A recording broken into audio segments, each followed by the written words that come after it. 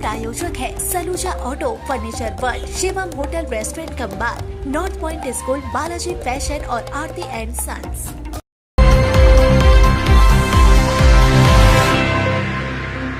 पश्चिम बंगाल में 2026 के विधानसभा चुनाव नजदीक आते ही राजनीतिक माहौल लगातार गर्म हो रहा है। आशा कर्मियों के आंदोलन के बाद अब सफाई कर्मियों की हड़ताल ने सत्तारूढ़ तृणमूल कांग्रेस सरकार की परेशानियां बढ़ा दी है। वेतन वृद्धि, पीएफ, ईएसआई सुविधा और कैजुअल स्टाफ का दर्जा देने की मांग को लेकर दोनों वर्ग लंबे समय से आंदोलन कर रहे हैं। चुनावी तैयारी के बीच सभी दल अपनी अपनी रणनीति में जुटे हैं। तृणमूल कांग्रेस जहां अपनी जन कल्याणकारी योजनाओं को मुद्दा बना रही है, तो वहीं भाजपा कोयला, बालू, पत्थर, शिक्षा समेत कई कथित घोटालों को लेकर सरकार पर हमलावर है। भाजपा का कहना है कि राज्य की जनता को केंद्र सरकार की योजनाओं का लाभ नहीं मिल पा रहा और तृणमूल कांग्रेस बांग्लादेशी घुसपैठियों के वोट के सहारे सत्ता में है। इसी बीच सफाई कर्मियों का आंदोलन राजनीतिक रूप से सरकार के लिए नई चुनौती बनकर सामने आया है। हाल ही में पेश बजट में आशा कर्मियों के मानदेय में करीब 1000 रुपए की बढ़ोतरी की गई, लेकिन सफाई कर्मियों की मांगों पर कोई निर्णय नहीं हुआ। नगर निगम प्रशासन का तर्क है कि फिलहाल आर्थिक स्थिति कमजोर है और अगले 2 साल तक वेतन बढ़ाना संभव नहीं। हालांकि अन्य मांगों पर विचार किया जा सकता है।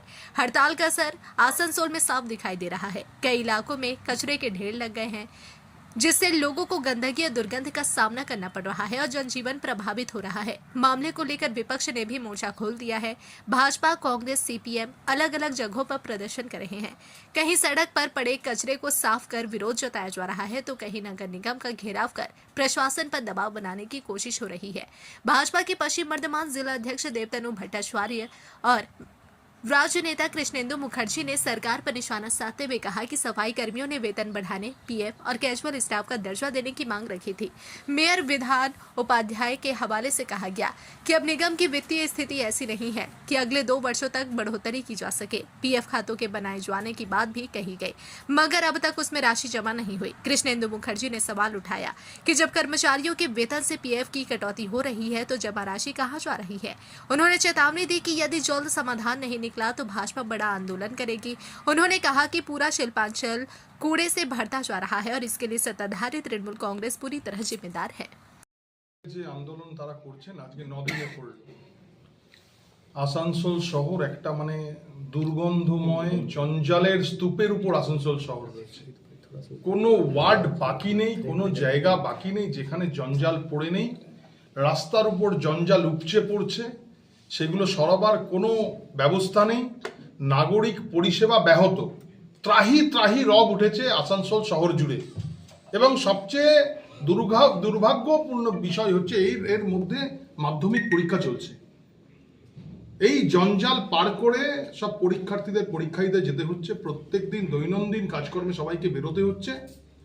অথচ এই সাফাই কর্মীরা যে কাজের থেকে বিরত রয়েছে, এই বিষয়ে আমি আসানসোল কর্পোরেশনের আধিকারিক যারা রয়েছেন, এইখানের বিধায়ক যারা রয়েছেন, যারা নেতৃত্বে রয়েছেন, তাদের কোনো হেলডোল দেখছি না। তারা চুপচাপ ঘরে বসে রয়েছে যে সাফাই কর্মীরা তাদের অবস্থান চালিয়ে যাক, কাজকর্ম থেকে বিরত থাকুক, আমাদের কোনো বিষয় নয়। কারণ তারা তো জমিতে নেই। তৃণমূল কংগ্রেসের এই নেতা মন্ত্রী যারা রয়েছেন তারা তো কেউ জমিতে নেই, তারা এসি ঘরেতে থাকেন, এসি গাড়িতে চড়ে ঘুরে বেড়ান। তাদের যারা ঘরের লোকজন তারা ওই দুর্গন্ধময় রাস্তা দিয়ে হেঁটে যেতে হয় না, তার জন্য তাদের কিছু এসে যাচ্ছে না, তার জন্য তারা এত মানে রিল্যাক্টেন্ট। মানুষ যারা রয়েছেন আসানসোল কর্পোরেশনের সাধারণ মানুষরা তাদের ট্যাক্সের টাকা কর্পোরেশনে জমা করে এবং তাতে ট্যাক্সের টাকা তারা সঠিক সময়ে জমা করে। তাহলে আপনারা বলুন, সাধারণ নাগরিকরা কেন নাগরিক পরিষেবা থেকে বঞ্চিত হবে? আর সাধারণ মানুষের কেন এই অবস্থা হবে? আমরা সাধারণ মানুষের কথা তুলে ধরছি। সাধারণ মানুষের যে অবস্থা, প্রত্যেক দিন আমাদের কাছে মেল, আমাদের কাছে ফোন, আমাদের কাছে আসছে। আমাদের প্রত্যেকটা কার্যালয়ে সাধারণ মানুষরা এসে আমাদের এই অভিযোগ করছে যে এই ব্যবস্থার থেকে, এই যে চলছে অব্যবস্থা, এখান থেকে আমরা বেরোবো কিভাবে। অ্যাট দ্য সেম টাইম যে সাফাই কর্মী যারা রয়েছে, সাফাই কর্মী ভাইরা যারা রয়েছে, তারা নিজেদের ন্যায্য দাবিতে লড়াই করছে। তাদের দাবি কোথাও কোনো অন্যায্য কিছু তারা বলছে না। তাদের দাবি, তাদের ন্যূনতম তাদের একটা বেতন বৃদ্ধির ব্যাপার আছে, ঠিক আছে, সেটা তো বসে আলোচনা করা যেতে পারে। তারা যেটা বলছে তাদের স্থায়ীকরণের কথা বলছে, সেটাও অযৌক্তিক কিছু নয়। তারা তাদের নিজেদের একটা ড্রেস পোশাকের ব্যাপার বলছে, আইডেন্টি কার্ডের ব্যাপার বলছে, সব ঠিকই তারা না অন্যায্য দাবি করছে না, কিন্তু কেন এটার এখনো পর্যন্ত সুরাহা হলো না? এটা আসানসোলের তৃণমূল কংগ্রেসের নেতা যারা এই প্রশাসনকে চালাচ্ছে তাদের জবাব দিতে হবে। আমাদের আসানসোলের নাগরিকরা জবাব চায়। এই যারা সাফাই কর্মী রয়েছে, সাফাই কর্মী ভাইদেরকে আমাদের কাছে খবর আছে, তাদেরকে জোর বলপূর্বক তাদেরকে ভয় দেখানো হচ্ছে, তাদেরকে থ্রেট করা হচ্ছে, তাদের ফোনে ধুমকি দেওয়া হচ্ছে যেটা আপনারা কাজে জয়েন করুন, না হলে সরকারি তন্ত্র, সরকারি লাঠি তাদের উপর পড়বে, সরকারি যে মেশিনারি সেগুলো তাদের উপর চালাবে, মানে পুলিশ প্রশাসন দিয়ে তাদেরকে ভয় দেখানো হচ্ছে, কেস করা হবে। খাওয়ার ব্যাপারে, রুটি দেওয়ার ব্যাপারে কিছু নেই, মারের বেলায় গোসাই আপনারা না। একটা সাফাই কর্মীর উপর যদি একটা আইনত কিছু হয়, রাস্তায় নেমে প্রতিবাদ হবে। आसनसोल के हेल्थ वर्ल्ड अस्पताल में कथित चिकित्सकीय लापरवाही के चलते 3 वर्षीय बच्ची प्रियंका मुखर्जी की मौत के बाद शनिवार को अस्पताल परिसर में हंगामा खड़ा हो गया। बच्ची के पिता विजय मुखर्जी, जो रानीगंज के सीआर सोल के निवासी है, उन्होंने डॉक्टर और अस्पताल स्टाफ पर गंभीर आरोप लगाए। परिजनों के अनुसार प्रियंका को बुखार और उल्टी की शिकायत थी। शुक्रवार रात करीब 9:30 बजे उसे इलाज के लिए हेल्थ वर्ल्ड अस्पताल में भर्ती कराया गया। अस्पताल पहुंचने के बाद डॉक्टर और स्टाफ ने उसकी जांच की और ऑक्सीजन पर रखा। परिवार का आरोप है कि बच्ची बार बार पानी मांग रही थी और काफी बेचैन थी, लेकिन स्टाफ ने यह कहकर पानी नहीं दिया कि पानी देने से उल्टी हो सकती है। परिजनों का कहना है कि अस्पताल कर्मियों ने उन्हें बताया कि शनिवार को खून की जांच की जाएगी और रिपोर्ट आने के बाद ही दवा व इलाज शुरू होगा। आरोप है कि पूरी रात बच्ची को कोई दवा नहीं दी गई। परिजनों के मुताबिक सुबह एक बच्ची की हालत अत्यंत गंभीर हो गई और थोड़ी ही देर में उसकी मौत हो गई। इसके बाद परिवार का आरोप है कि उन्हें अस्पताल से बाहर कर दिया गया और अंदर जाने की अनुमति नहीं दी गई। घटना की जानकारी मिलते ही परिवार के अन्य सदस्य और स्थानीय लोग अस्पताल के बाहर जमा हो गए। उन्होंने बच्ची का शव दिखाने और रात से सुबह तक किए गए इलाज और दी गई दवाओं का पूरा ब्यौरा मांगा। परिजनों ने डॉक्टर और स्टाफ पर लापरवाही का आरोप लगाते हुए दोषियों के खिलाफ कानूनी कार्रवाई की मांग की। परिवार का यह आरोप है कि अस्पताल कर्मियों को बचाने के लिए पुलिस मौके पर पहुंची और उन्हें सुरक्षा दी जा रही है। দুপুরবেলাতে জ্বর ছিল, বাড়িতে প্যারাসিটামল ওষুধ দিয়েছিলাম, দুবার বমি করেছে। দুবার বমি করার পর আমি ডক্টর প্রদীপ মুখার্জিকে দেখানোর জন্য নাম লিখিয়েছিলাম সন্ধ্যে 6টার সময়। ডক্টর বললেন 7টার মধ্যে এসো। আমি বললাম 7টার মধ্যে আমি যেতে পারবো না, কারণ আমি গাড়ি ভাড়া পাচ্ছি না। আমি রানীগঞ্জ সিআর সোলে থাকি ভাড়া বাড়িতে, ওখানে গাড়ি ভাড়া পাইনি বলে আমি কি করলাম, ডাক্তার 7টা পর্যন্ত থাকবে, তারপর যদি আমি গাড়ি ভাড়া করে আসি ডাক্তারকে পাবো না, সেই ভেবে আমি চাইল্ড স্পেশালিস্ট রামবাগানে বসে ডক্টর সঞ্জীব তেওয়ারি তাকে দেখাই। আমি তাকে দেখানোর পর সে যখন দেখে বলল ঠিক আছে। আমি বারবার একটা কথা বলি যে দেখুন ডাক্তারবাবু, দুপুর 3:30টার থেকে ওর কপালে ঘাম আর হাত আর পায়ের তল ঠান্ডা বরফ হয়ে যাচ্ছে, ওর অনেক শরীর খারাপ হয়েছে, ওর এরকম কখনো হয়নি স্যার, আপনি ভালো করে ওর পাগুলো দেখুন। বারবার আমি ওই ডাক্তারকে বলেছি। ডাক্তারবাবু যখন ও ডবল মোজা জুতো খুলে ওর পাগুলো চেক করছে, তখন বলছে ডাক্তার বাচ্চা কিন্তু খুব ক্রিটিক্যাল হয়ে আছে এই মুহূর্তে, ওকে ইমিডিয়েটলি ভর্তি করুন, ওর একটু স্লাইন ইঞ্জেকশন পড়লেই ঠিক হয়ে যাবে, আর কিচ্ছু বলেনি। তারপর আমরা ডক্টর প্রদীপ মুখার্জির ছেলে ডক্টর দেবদীপ মুখার্জির আন্ডারে আসানসোল সৃষ্টিনগরের কাছে হেলথ ওয়ার্ডে ভর্তি করি। মেয়ে আমার ঠিকই ছিল, সারা রাত এই ডান হাতে ওর চ্যানেল পড়েছিল, স্লাইন চলেছে, ইঞ্জেকশন দিয়েছে, আমি ওকে কোলে নিয়ে সারা রাত বসেছিলাম, মেয়ে ঠিক ছিল। ঠিক ভোর 5:30টার সময় আমাকে বলা হলো আপনি বাইরে যান, ওর ব্লাড নেবো। ব্লাড পাচ্ছি না, আমি পর্দার আড়ালে ছিলাম। আমার মেয়েকে প্রথমে এইখানটায় একবার ছুঁচ ঢুকালো, ব্লাড পাইনি মনে হয়, তারপর আবার আমি দেখলাম এইখানে ছুঁচ ঢুকালো, তখন তারপর আবার মেয়েটার বাঁ পায়ের এইরকম জায়গায় ব্লাডারটা বেঁধে ব্লাড নেওয়ার চেষ্টা করলো। তার 3বার যখন ওরকম দেখলাম, তখন আমি থাকতে না পেরে মা করে উঠলো যখন, তখন আমি পর্দা সরিয়ে গেছি।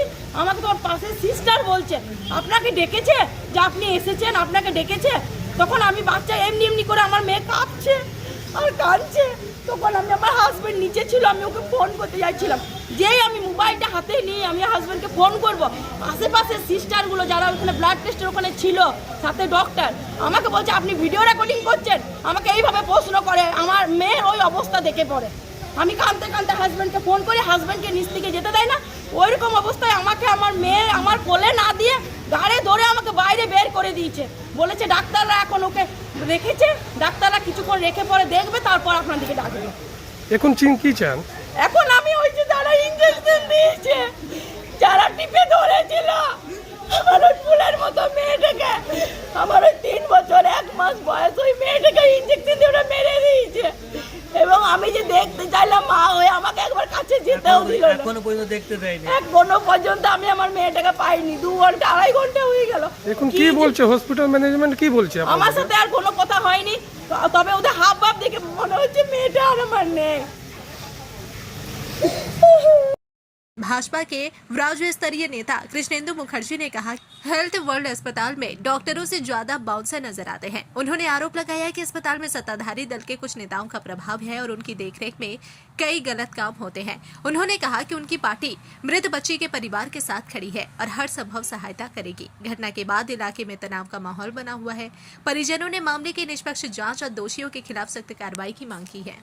ওই হাসপাতালের বিরুদ্ধে ভুরি ভুরি অভিযোগ আছে এবং প্রচুর অনৈতিক কাজ ওই হাসপাতাল করে, আমাদের কাছে এই খবর আছে। এবং এই হাসপাতালের সঙ্গে জড়িত তৃণমূল কংগ্রেসের প্রথম সারির নেতারা এই হাসপাতালের সঙ্গে জড়িত বিভিন্নভাবে। ঠিক আছে, এই হাসপাতাল শুরু থেকে আমরা জানি কারা দাঁড়িয়ে থেকে এটা করাচ্ছিল আর কারা কাদের লোকজন রয়েছে এবং এখানে কার বিনিয়োগ রয়েছে এটা আমরা জানি। এবং আবার বলছি, ওখানে আমার কাছে যে খবর, এখন এই ইনসিডেন্ট যেটা হলো ওই বাচ্চার মারা যাওয়ার পর ডাক্তারের চেয়ে ওখানে বাউন্সার আর পুলিশ বেশি দাঁড়িয়ে রয়েছে ওইখানটাতে। কোন হাসপাতালের কথা? কোন হাসপাতালের কথা বলছো? এই হেলথ ওয়ার্ল্ড হাসপাতাল যে ঘটনা, এখানে মারা গেছে বাচ্চাটা।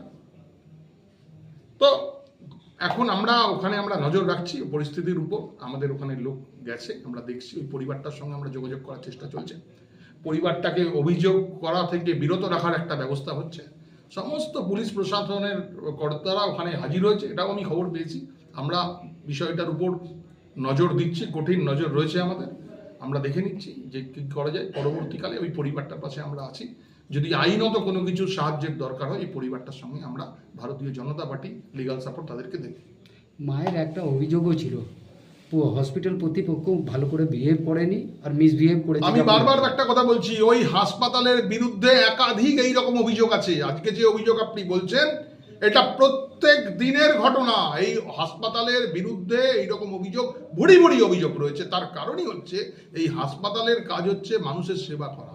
এই হাসপাতালের কাজ মানুষের সেবা নয়। এই হাসপাতালের মাথার উপর বললাম তো রাজনৈতিক ছত্রছায়া, রাজনৈতিক মদতপুষ্ট, রাজনৈতিক মানুষের ওখানে ইনভলভমেন্ট রয়েছে তার। ঠিক আছে, নাম আর আমি বলছি না, আপনারা জানেন আমি কাকে উদ্দেশ্যে বলছি। তার জন্যই ওটার মানুষের সেবা নয়, ওখানে মানুষের গলা কাটার ব্যবস্থা হয়।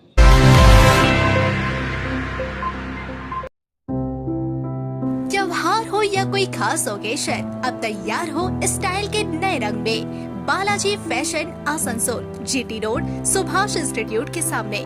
यहाँ पर लेडीज, जेंट्स और बच्चों के लिए लेटेस्ट फैशन कलेक्शन, वो भी उचित कीमतों पर। स्टाइल, क्वालिटी और ट्रस्ट सब एक ही जगह। बालाजी फैशन आसनसोल।